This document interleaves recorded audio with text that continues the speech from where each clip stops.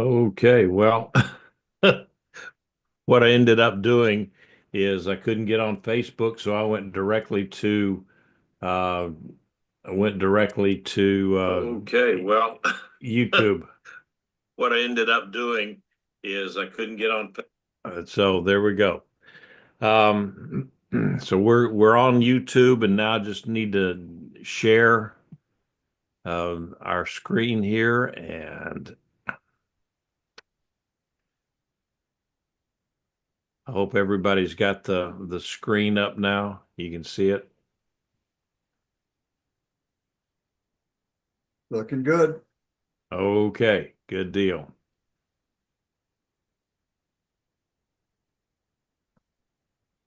It's kind of frustrating when you can't get onto Facebook. It just times out over and over again. All right, so anyway, want to welcome everybody in here tonight, and um, we're going to be doing chapter 10 of Hosea, and so let's go ahead and begin with the blessing. Baruch atah Adonai Eloheinu melech haolam, asher kiddushanu b'mitzvotav v'tzivanu la'asok b'divrei Torah. Blessed are you, Lord our God, King of the universe, sanctifies us with his commandments and commands us to engross ourselves in the words of Torah. All right, so I hope everyone had a good day. It was a beautiful day out here in the hinterlands of Texas. And so I wanted to here we just jump into some of this stuff that we got going. Here's the screen that kind of puts where Hosea is and the background screen. I don't see anybody on here tonight that's particularly new, and but if there is, I've muted everyone. And if you want to say anything, just go ahead and unmute yourself and say away because this is totally interactive. And it just helps me because in that way, when somebody's asking a question, it gives me a chance to get a drink of water. So, all right, here we go. Chapter 10 that we're doing tonight is divided into two parts. Basically, it's based on the speaker, as it were, um, because the first 8 verses of the chapter are the speaker is Hosea, and in the last the 9 through 15, the speaker is a divine entity, and we'll just say it's God because that's who we would think would be speaking. And both sections will use agricultural metaphors that the people there would certainly be familiar with, and so he's using that. And this chapter was based on some of the hints. It's not real clear, but based on some of the hints that are in there. This chapter was written somewhere in the late 733 BCE and is probably right behind. I got another slide, I think. Yeah, here we go. Pekah had taken out Pekahiah, and so that all of that drama was over with. And so we're looking right here. I drew a red line here on the timeline so you can kind of see where that is, and how that's in relation to some of the other guys. Isaiah was alive then, and Micah or Micah was alive then. So it those were the two prophets that were active during the time of Hosea. And so going ahead then with verse 1. Uh, a luxuriant vine is Israel, who produces fruit for himself, like the abundance of his fruit. He has multiplied his altars. Like the goodness of his land, they made beautiful sacred altars and sacred pillars. So Hosea compared Israel to a luxuriant vine or a great, big a nice grapevine or something like that. That's what I think of when I think of a luxurious vine. Be a great. Rabbi, can I just mention Yeah. a lot of translations treat them because read it differently. It says because it says Geffen Bokek Yisrael. Bokek means empty or fruitless. So it's so and in modern Hebrew even Bokek is the word is empty, and there's even a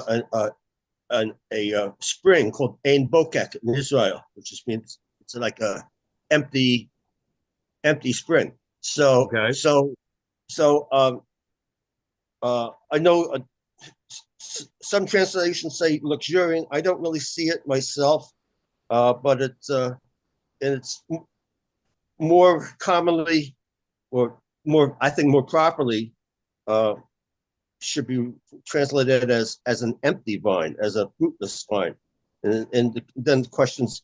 I mean, how can he bring forth any fruit unto himself?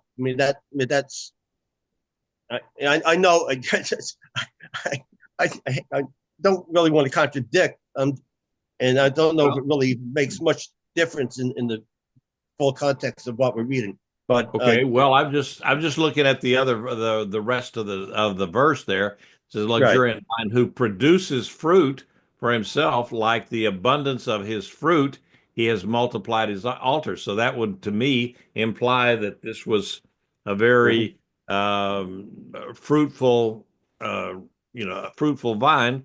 But Okay, point taken. yeah, so all right, good enough, good enough. Um, so anyway, they Hosea compared them to luxurious vine, and to your point there, it could have been a vine that was just a big beautiful vine, like when I'm growing stuff out in my garden and end up getting too much nitrogen in the fertilizer for some of the plants out there, especially things like tomatoes. I'll have these great, big, beautiful tomato vines that just spread all over the trellises and everything, and no fruit. I did that one year I had green beans, and it was all just vines everywhere, and I couldn't hardly find a flower at all.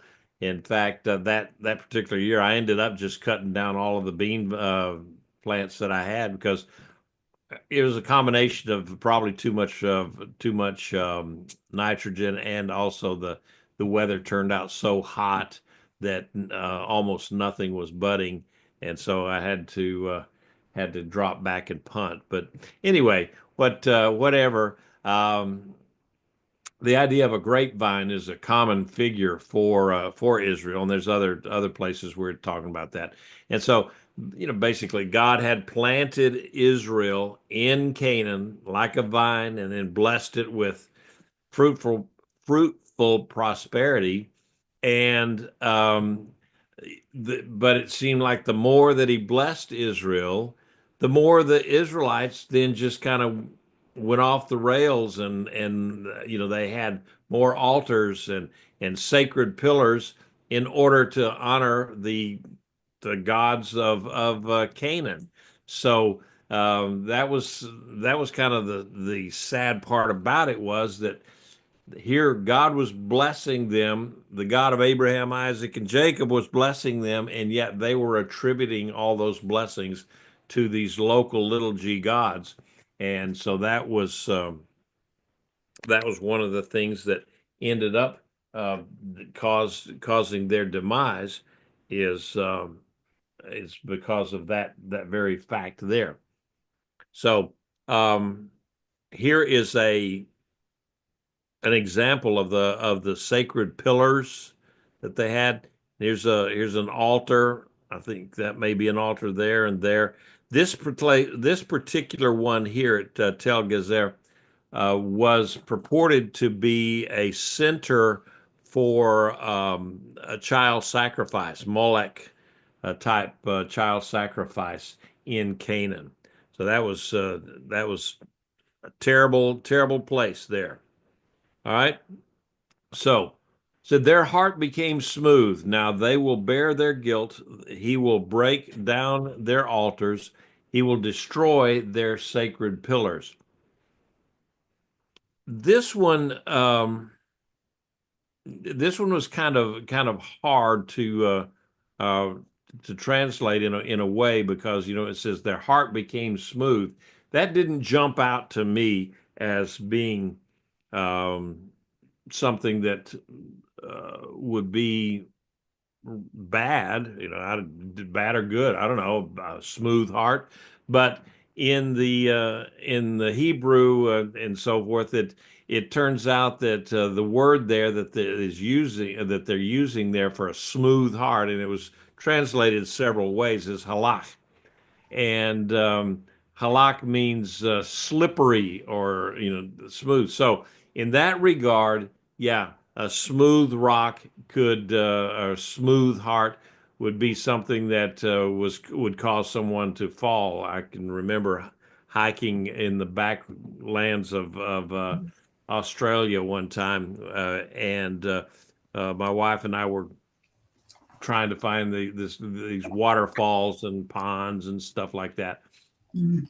And the rocks that were leading out there too. We had to finally get out of the stream and climb up and go through the jungle because the rocks were so slippery with the water that just couldn't hardly stand up. So, Yeah. Martha. Yes, sir. Good evening. Well, in the Complete Jewish Bible Study, the word they have there is divided. So they're rendering it as divided. So That the is heart one of the, The yes. is actually divided. comes from Hebrew word halak, which means to divide. So Yeah. I've seen it. They have a divided heart. Okay. Yep, and that's that is one of the other translations that they had: smooth, deceitful, divided, and then so I spent a good bit of time said, well, let's see, halakha, is that anywhere near the same stuff? Nope, it wasn't.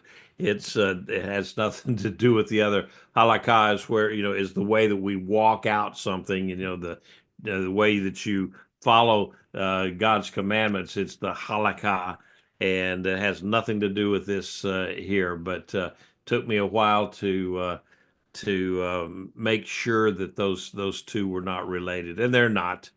So so it's their dividedness and deceitfulness of their heart or their mind. It refers to the hypocrisy that basically characterized their approach to the Lord. I mean, and so they would go out and they would have all of their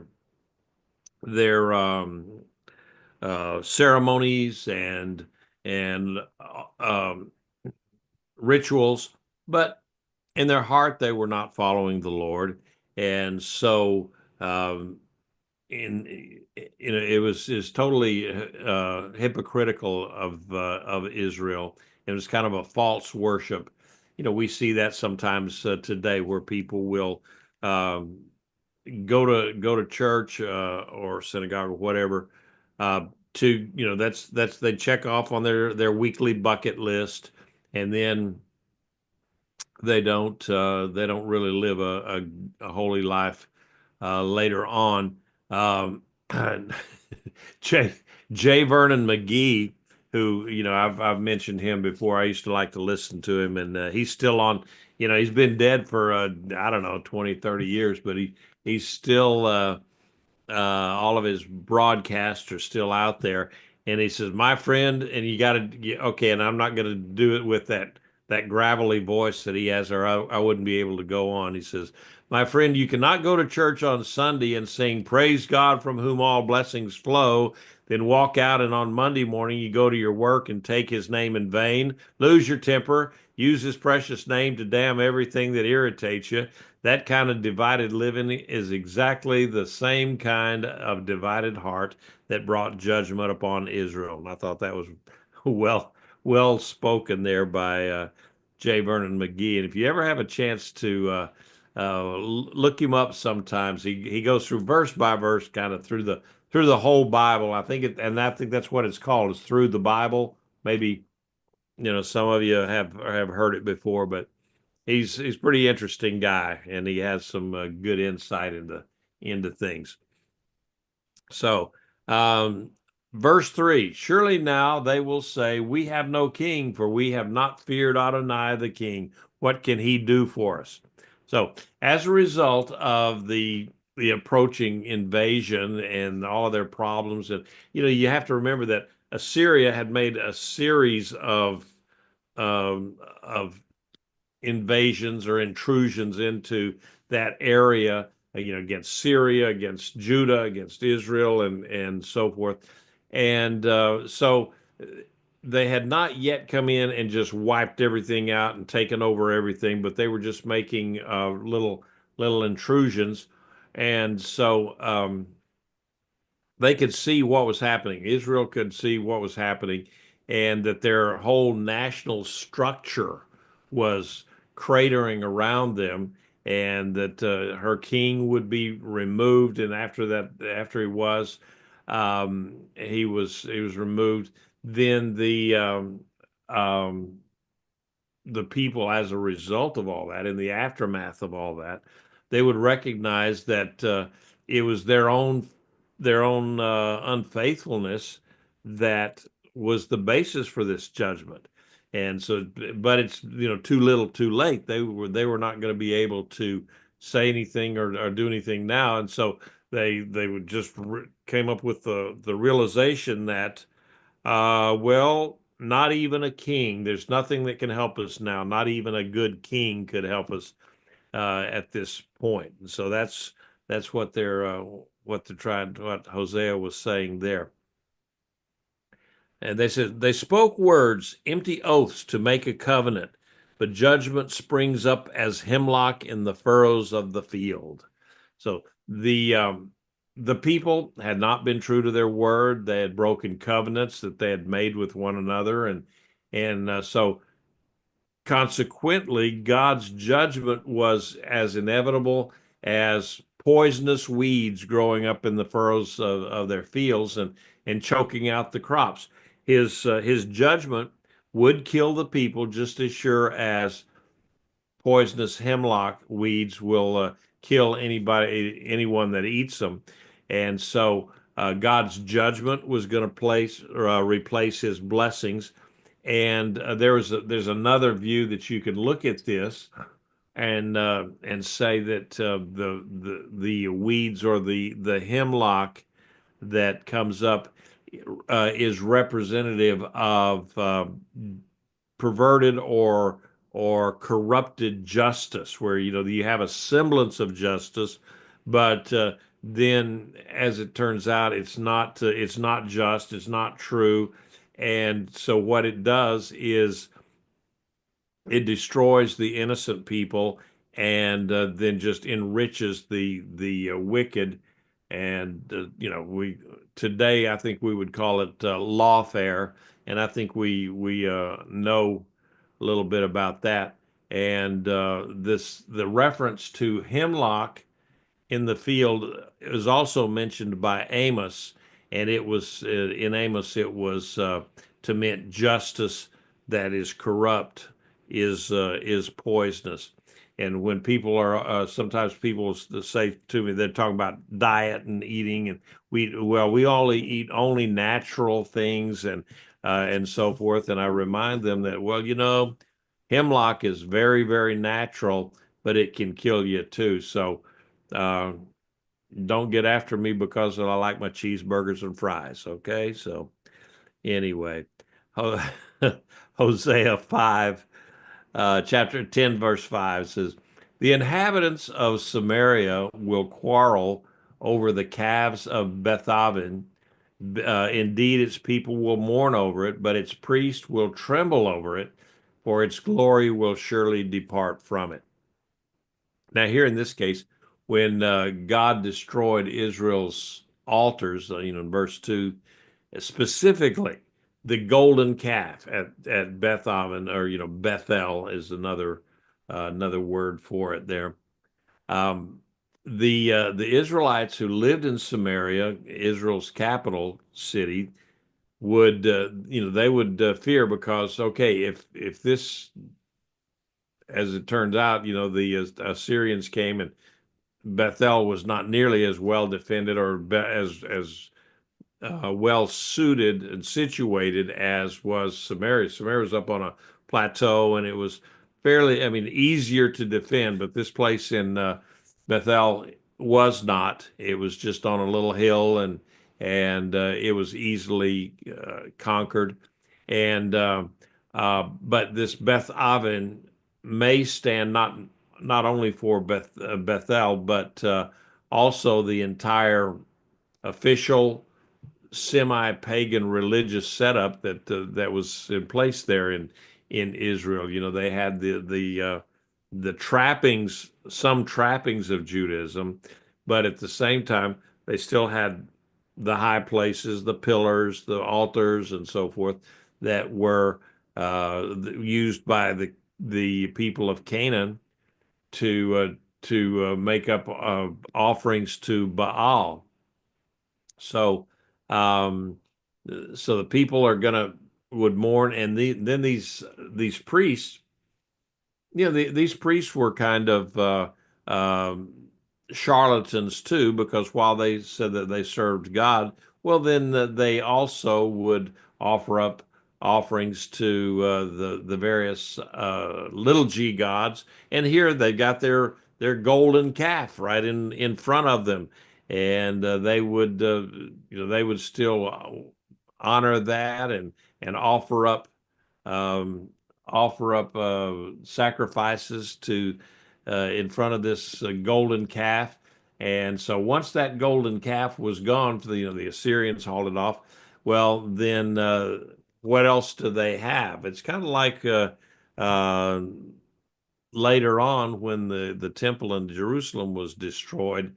There was a time there that the Jewish people were devastated and just said, now what do we do? Our temple is gone. And so, but the Jewish people there in Jerusalem, they recovered after they came back from the Babylonian captivity, but it was still left a great big void there.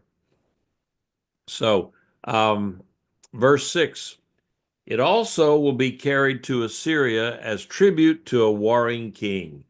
Ephraim will receive shame, and Israel will be put to shame by its own counsel.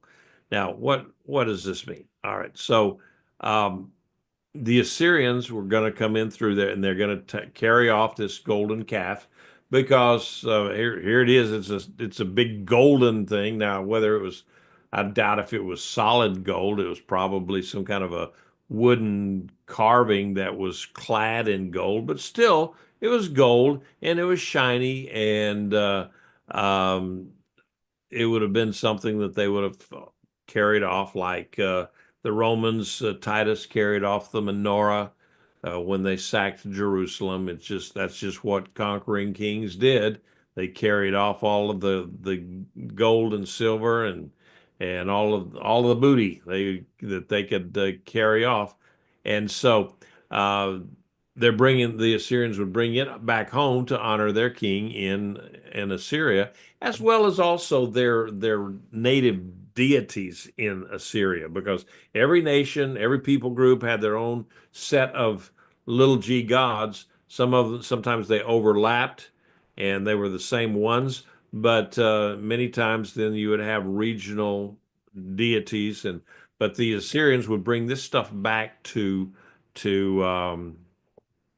their capital, and to their king, and I think it's Nineveh is where it was. And so the problem with that was that Israel had already tried to make treaties with Assyria. And they also tried to make treaties with Egypt and Syria, and whoever they thought that would benefit them from being not being totally wiped out by Assyria. And so, for us today, I mean, we have in the world, we have so many treaties and alliances between nations. We've got NATO, and we've got some other. The NATO's one that comes to mind, But then there's other treaties. We have, treaties with mutual defense treaties like with Israel, and we haven't done a very good job of helping Israel in the last 4 years. But I think that is bound to change. By the way, I think Prime Minister Netanyahu is coming to pay a visit to President Trump tomorrow, I believe, or the next day. I think they've got meetings scheduled for Tuesday. But back in those days, though, with Israel, since Israel was ostensibly not a secular nation or secular state, um, well, in fact, all of these countries, they depended on their local deities. So that in the true sense of the word, there were no secular states, but every nation state, every group had its own set of gods. And so in whenever you would have a treaty between these nations, it was implied that, okay, what you're doing is we're going to have a treaty with you, and okay, we will accept the veracity or the existence of your little g gods, and you accept our little g gods. And except they didn't call them little g gods, they thought they were the real deal. But anyway, they had to recognize that the deities that these other nations worshipped were legitimate in a way. And so for Israel then to make treaties with these other nations, they would have to agree that the gods of Babylon or Assyria or Egypt or whomever were okay, and they were equivalent to the one true God of Abraham, Isaac, and Jacob. And so that just couldn't be. And so that's why you know God took umbrage with their treaties, and that's another reason that he didn't like the treaties, was because they were doing that, and then also because they were not putting their faith and trust in him. So for Israel then to turn to Assyria or Egypt for help, that just implied that the gods of Egypt or Assyria or these other countries were necessary and more effective than the God of Israel. And so that was made it very onerous or very odious to God for that to be happening. All right, so verse 7. Samaria is being cut off. Her king is like a splinter on the surface of the water. Now, the Assyrians would also remove the Israelites, the people of Israel. They're going to take them out, remove them along with their king, and they would basically be just swept away. And the imagery here is kind of telling. It's like a twig floating on the surface of a fast moving stream. They would be totally helpless and totally at the mercy of the Assyrians. If you've ever, I think all of us as kids, we play around a stream of water moving down, or shoot, even well, I don't ever remember it living out in West Texas. I never saw that much water, but later on we'd go and you always had to take and throw stuff in the water and then just watch it going downstream. And so here's the imagery of the king of Israel is nothing more than just a little twig or a splinter that's thrown on the surface of the water. Now, some of the translations also say it's like foam, foam on the water. Yeah, it's like foam because nidma doesn't actually mean cut off. Nidma means to resemble, actually, according to Strong's. It says Nimra Shomron Macha Ketzef, and Ketzef is foam. So it's basically saying, in regard to its resemblance, Samaria will be like her king will be like foam upon the water, upon the face of the water. I mean, if you've ever, you go down to the ocean, you see like sea foam that will pile up certain areas.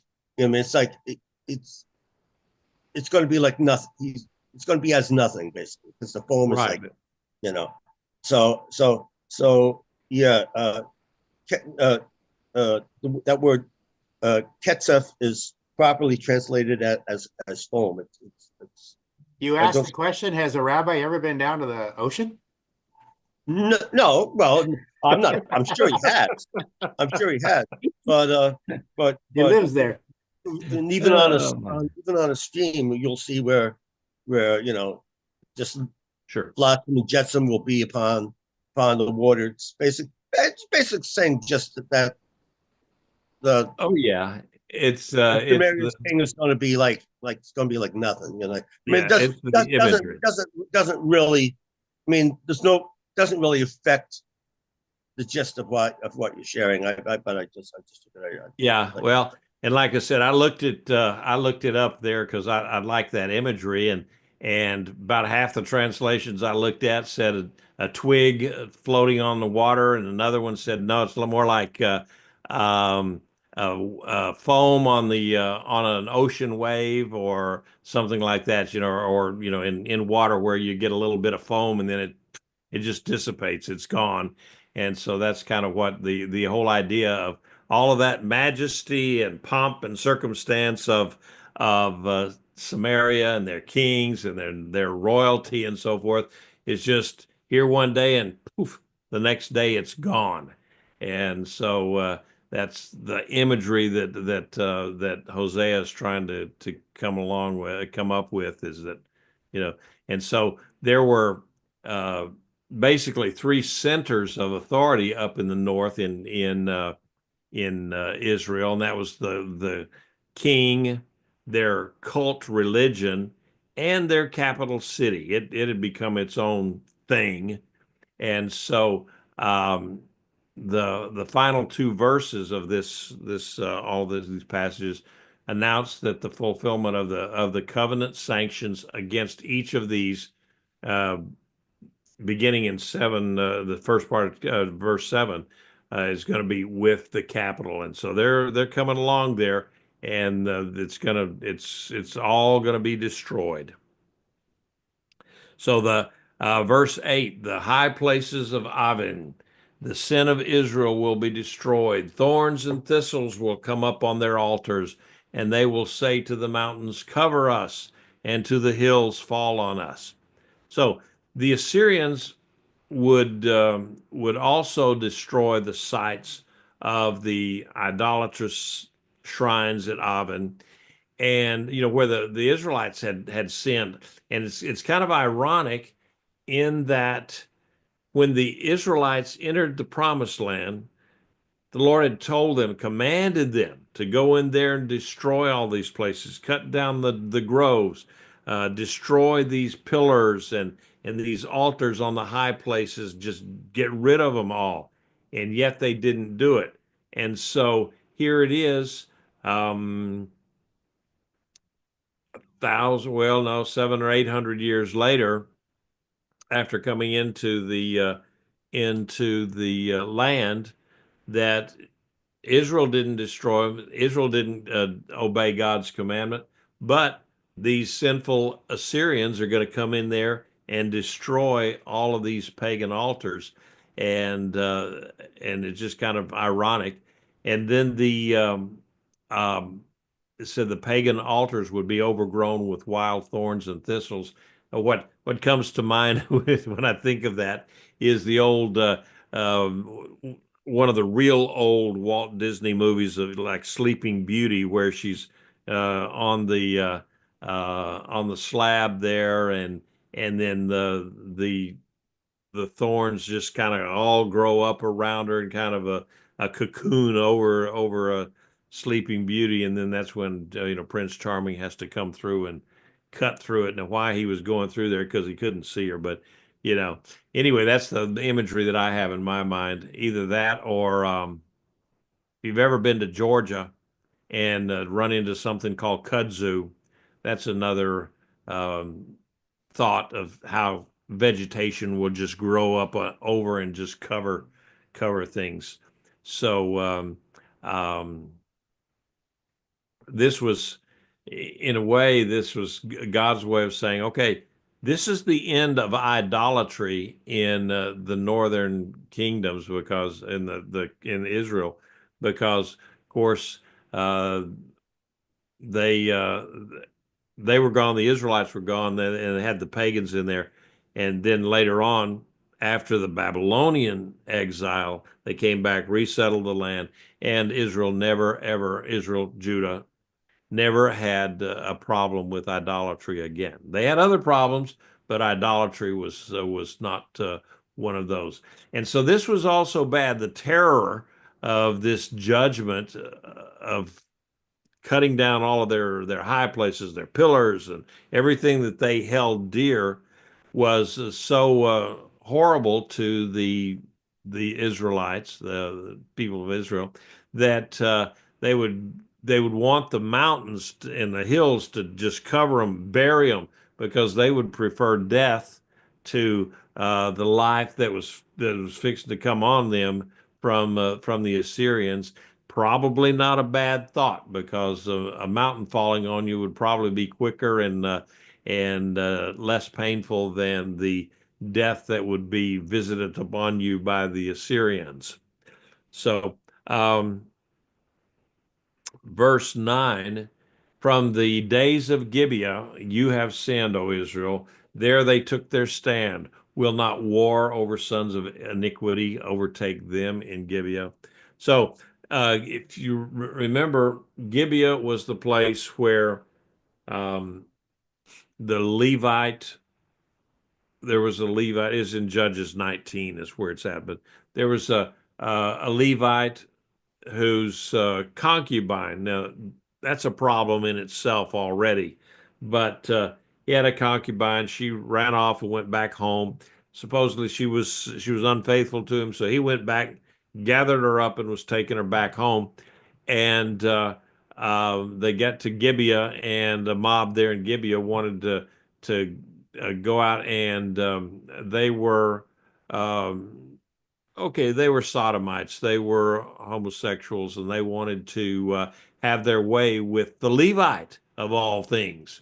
And he said, "Nope." And he sent out the his concubine, and so the mob, being the mob that they were, they assaulted her all night long, and then left her, and she died on the doorstep of this place where this Levite was staying. And so that was such a horror to Israel. The Levite then took her back home and then dismembered her into 12 pieces, and sent those pieces all around to Israel, to each of the chief cities of Israel. And what it amounted to is that everybody was so horrified with it that this would happen in the tribe of Benjamin, where Gibeah was, that they had war against Gibeah, a civil war against Benjamin, and just about wiped out the population, the male population of Benjamin. In fact, there were only 600 men left in all of the tribe of Benjamin. And so they said, well, wait a minute, we can't wipe out one of our own tribes. So then they let them go over to the east side of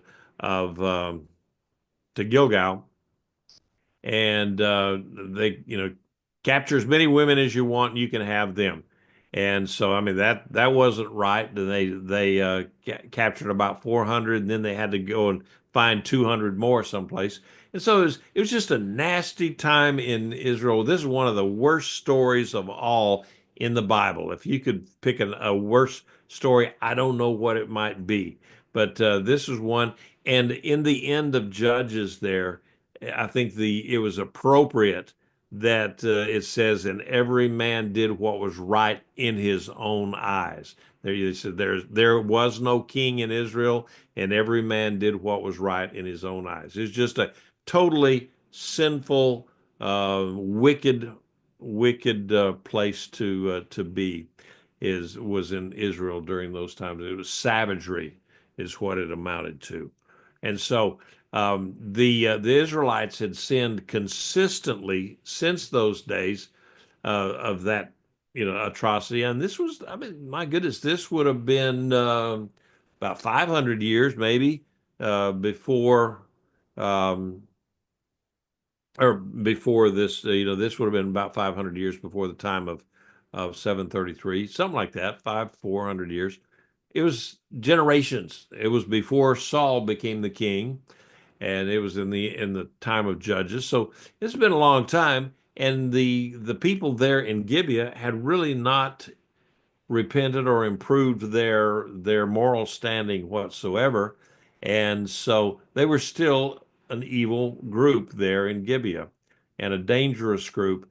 And so the prophet, he depicted them kind of as warriors standing at Gibeah, but then uh, basically he was saying, well, with your sin there, what do you think is going to happen to you? You think that you're going to be able to withstand the judgment of God, even though you may be a warrior? It ain't happening. And so, they had remained a place of sin that whole time, and so therefore, why would they think that they could avoid this coming judgment? Is what what he's saying here. So, verse 10. Now, this is again where we're in the part where the speaker now is not Hosea, but it's God Himself, and He says, "When I desire, I will chasten them, and the peoples will gather against them when they are yoked to their two sins."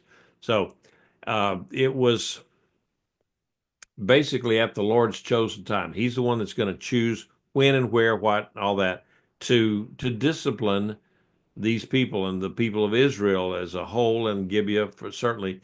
And he was going to bind them as prisoners, harnessing them to their sins, and then they would, other people would oppose them in battle, and they were not going to be able to prevail because it said the Lord had bound them twice to their sins. Now, there's several translation ideas as to what that meant, the two sins. One was probably that original sin there in Gibeah, that of the concubine, and then the other one is that just continuation of sin, and then the worshiping at the golden calf in Bethel, which they did.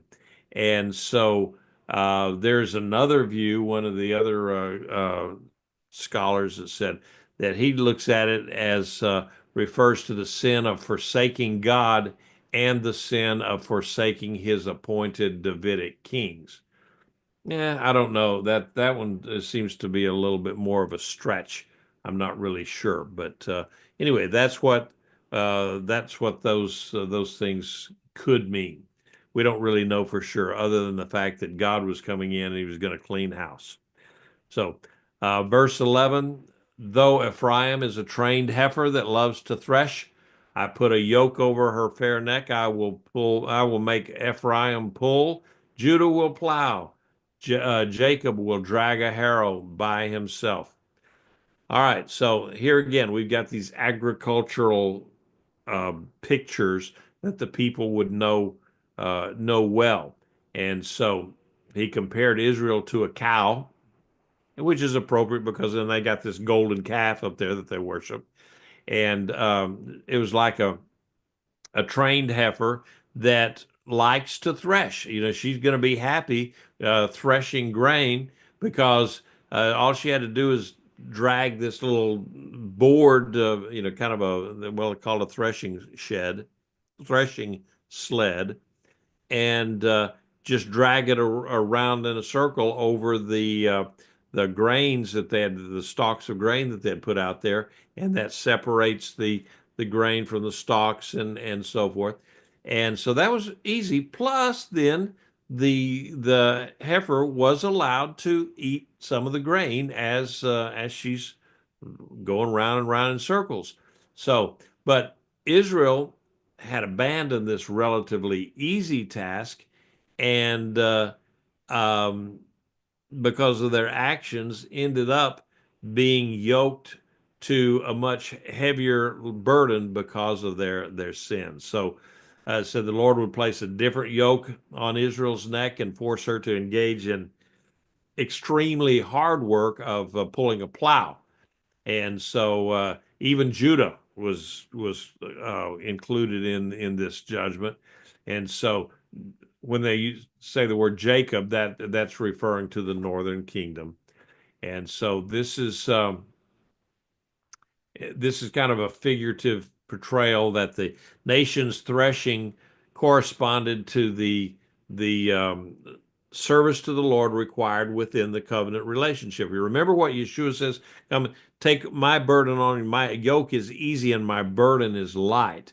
And so when you're following the Lord, things are just a whole lot they're a whole lot nicer for you, a whole lot easier for you, as opposed to when you're pulling a plow. That is hard work, and it takes a whole lot more horsepower to pull a oh shoot, nowadays they have these 12 bottom plows and so forth, but even back in my grandfather's day, that he had a little 4 to 8 in, that he'd pull a two bottom plow, meaning he had uh, two plows on it, and that was about all that little 4 to 8 in could do.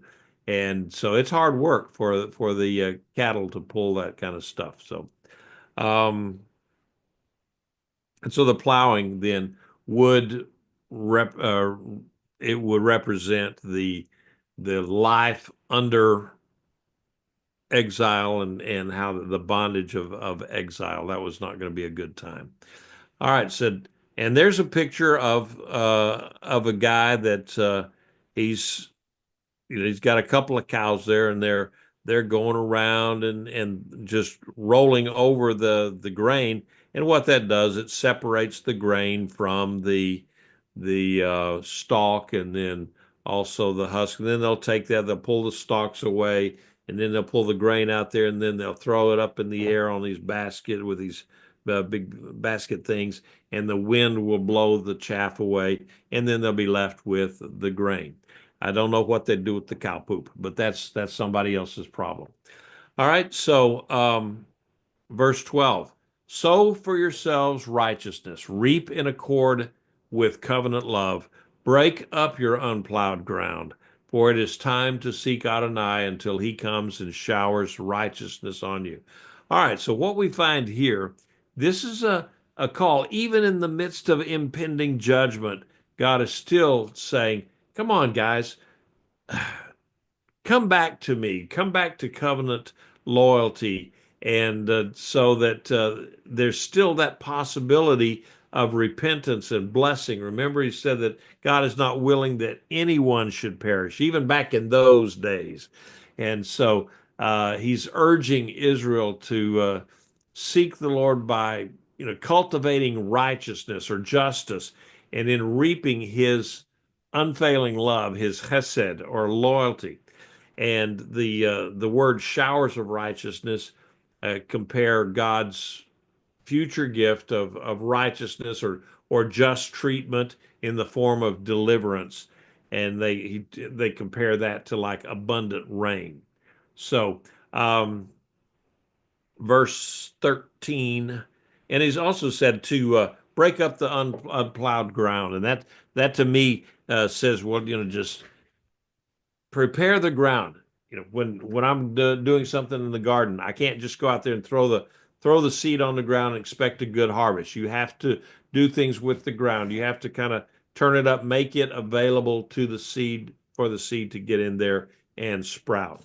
And so he's telling the people, break up that old hard ground, and so that you can receive the blessings that I have for you.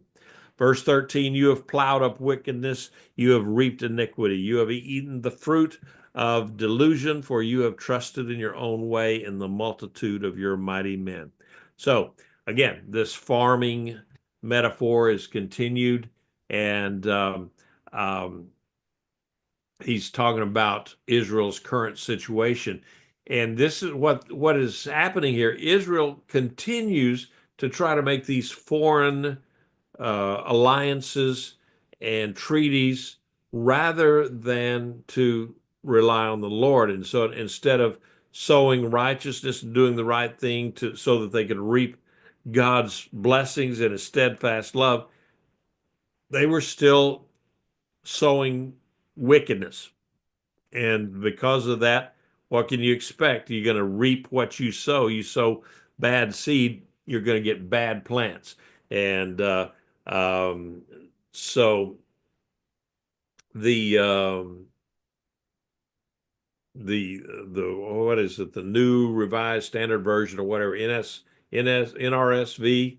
They use this word that is in there for Derek, D. Well, I don't know how it's spelled in Hebrew right offhand. Derek means normally means way or path, and but this sometimes they talk about it as other things, meaning power and so forth. So anyway, I think what they're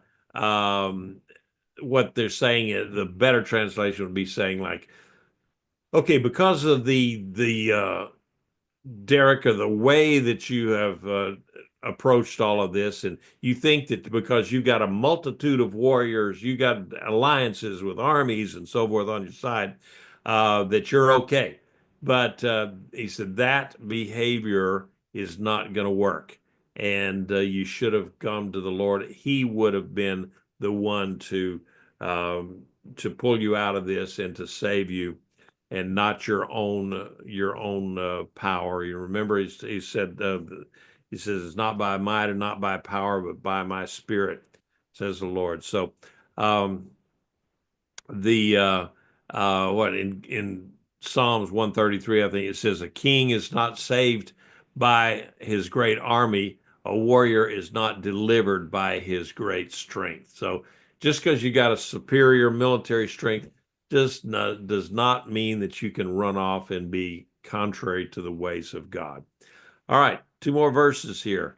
A tumult will arise among your people. All your strongholds will be demolished. As Shalman destroyed Beth Arbel in the days of battle, when a mother was dashed in pieces with her children. All right, now this one is a little bit harder to figure out here because not all of it, but because the Israelites trusted in their own army, turmoil rather than tranquility was gonna be the part of their lives, and so their fortresses that they relied on would suffer destruction, and so rather than protecting Israel from destruction, they were going to be destroyed. And Hosea compared this future loss to one in Israel's past, but what that past loss was, it's kind of uncertain. And when they use the word Shalman, we really don't know. I mean, there's three different ones that this could be. Could mean or refer to Shalmaneser the third, who's an Assyrian. He conducted campaigns in the 9th century. Then another identification would be Shalman is of the Shalman is Salamanu. He was a Moabite ruler who was the contemporary of King Hoshea in Israel, but and he's one of those list of kings who paid tribute to the Assyrian king Tiglath-Pileser the third. But then the third possibility, I mean, but we have no real record at any time of a Moabite ruler coming all the way up to the Galilee and conducting a raid up there. So the third possibility, the one that probably is the right one, is that it's the Syrian king Shalmaneser the fifth who prepared the way for Israel's captivity by invading the land, even though he died in the campaign, but he started it. And so the city Beth Arbel could refer to a town that's called Arbela, which is about 18-20 miles southeast of the Sea of Galilee. Or it could be a mountain, Mount Arbel, which is 2 miles west of the sea. And so, whichever one it was, in any case, there was a bloody battle there, and the Israelites still remembered it in Hosea's day. If you go up to that mountain in Arbel, there was a rebellion against Herod the Great. And so there's caves up underneath this big cliff, and so these people could pretty well defend themselves, and they had for a long time. And then King Herod came, and he built platforms out over the top of this mountain, and then with platform with baskets, he lowered his army down these things, and they had fiery darts or fiery arrows, and they would shoot them into the caves, and then the smoke would make the people come out. As soon as the people would come out, then they would kill them with their arrows, and it was a slaughter. And those caves are still there today. I've been in them, and it would have been a horrible way to die. Just about any way of dying in battle is horrible, I think. But anyway, it was a reference. There was something really bad, because the invading army, whoever it was extremely vicious against women and children. So finally, just so has Bethel done to you because of your great wickedness. At dawn, the king of Israel will be utterly cut off. The Israelites would suffer a similar slaughter at Bethel because of their great wickedness. And Bethel may refer to the town or to the whole nation of Israel. It's not totally clear, and it could be either one.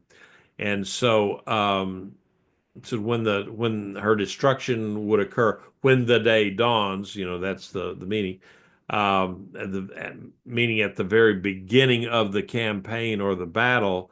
It's noteworthy then that the king that was the Israel's final king, Hoshea, was taken captive by the Assyrian conqueror Shalmaneser the fifth, before the actual siege of Samaria began. They were able to capture the king, and then basically Israel was leaderless. And so Israel, that northern kingdom, never had their own government again. And later on, of course, after the Babylonian captivity, they were able to come in, and the Israelites, the Jewish people, were able to take Judah, and as well as incorporate a lot of the northern kingdom too. And so, Rabbi, just looking at this last verse, there's a very interesting literary device which is actually used twice in this very last verse, where it says that because of your great wickedness, says mipnei ra'atchem. Okay, so it's using ra'at and ra'atchem. It's using ra'ah twice of your evil. So like your exceeding evil. It's not like it says in the face of your exceedingly great evil.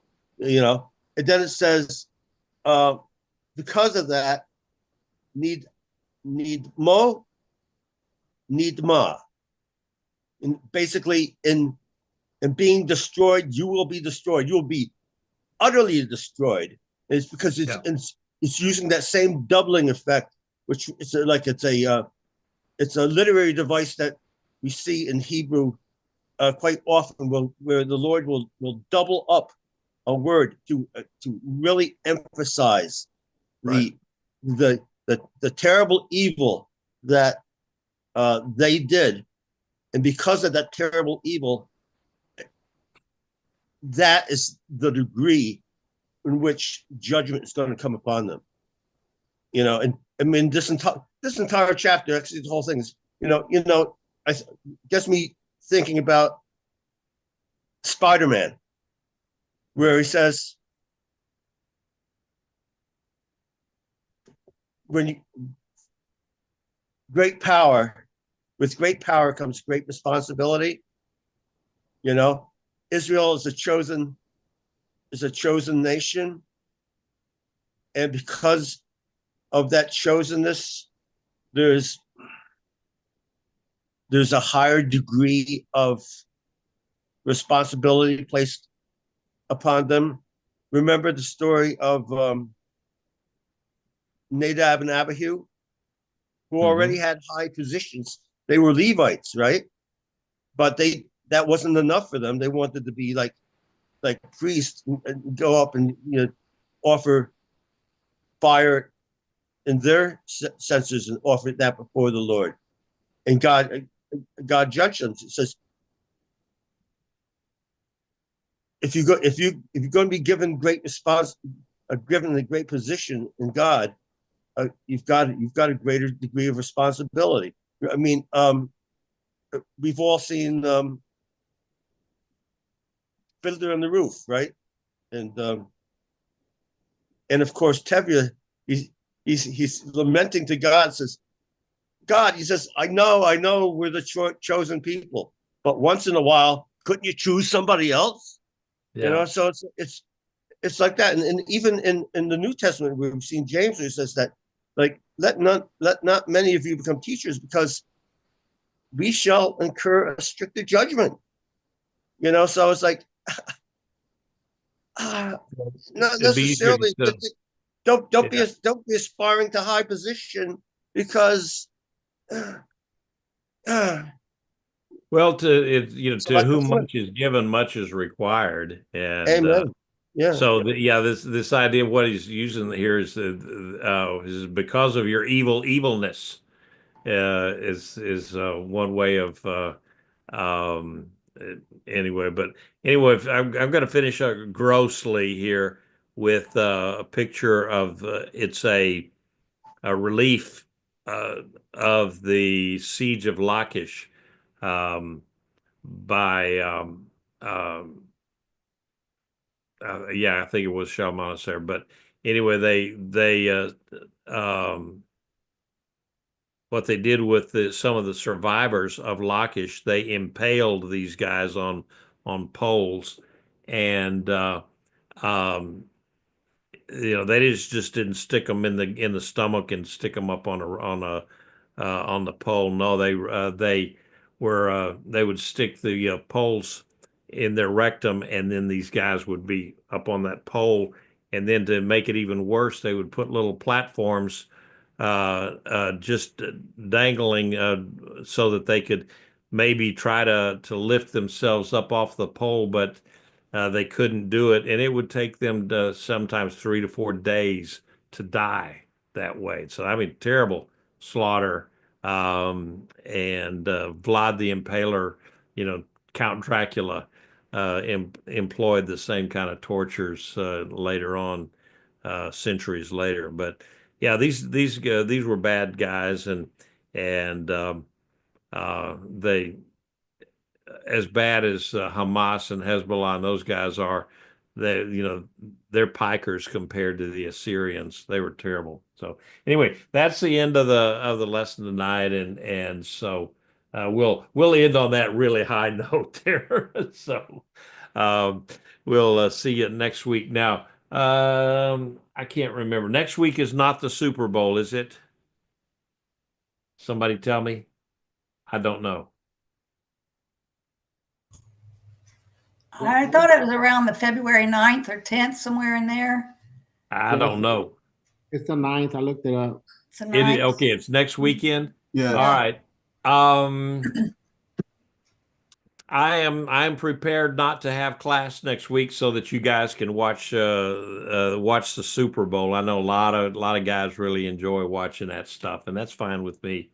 And we can do that.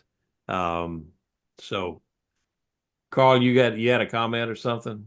No, I just was saying that the 9th is the Super Bowl. That's next Sunday. Yeah. Okay. Okay. I won't be watching it, but I'll find something else to do because I don't really care. And if the Cowboys or the Texans are not in it, I don't care. And so we'll just we'll take a break for next week, and so that you guys can watch the commercials or the football game, whichever one is more interesting. And then we'll get back here in 2 weeks. All right. Sound like a winner? Thank you. Sounds All good. right. Thank you. Thank you, Rabbi. Have a good Hey, evening. everybody. Bye-bye. Okay. Yeah, Yeah. Joseph and Joy, y'all jumped in here kind of late tonight, didn't you? Well, yeah, we kind of here a little bit late, but we are here. Enjoy the teaching. Thank you, Robert. Thank you. All righty. Well, Hey, Well, bye-bye, Rudy. have a good week. Have a good Yeah. week, all of you. We'll see ya. Good night, Rob. Thank you. Okay, Rudy, I saw that you saw that. Okay, we connected on the Torah Club Yep. thing. Yeah, thank you. Okay, yeah, there was. I went back and looked at the thing, and I think you've got a dot someplace in your email, Uh, don't you? Something like that. And I didn't No, see it, no, or- it's, or maybe I put a dot in it and there Probably put a wasn't dot. one. because there's not, yeah. It's There's probably not. after Okay. JR. You probably put a dot after JR. Something like that. Yeah, I don't know. Anyway, I went back and looked at it again, and I said, maybe this is not right. And so I was able to change it around. So We're good. We're All right. ready. How long does it take? I was gonna ask because it shows a study guide. When does the new study guide start for the next week? Like, okay, well, they will. What they will do. Let me go ahead and stop the recording.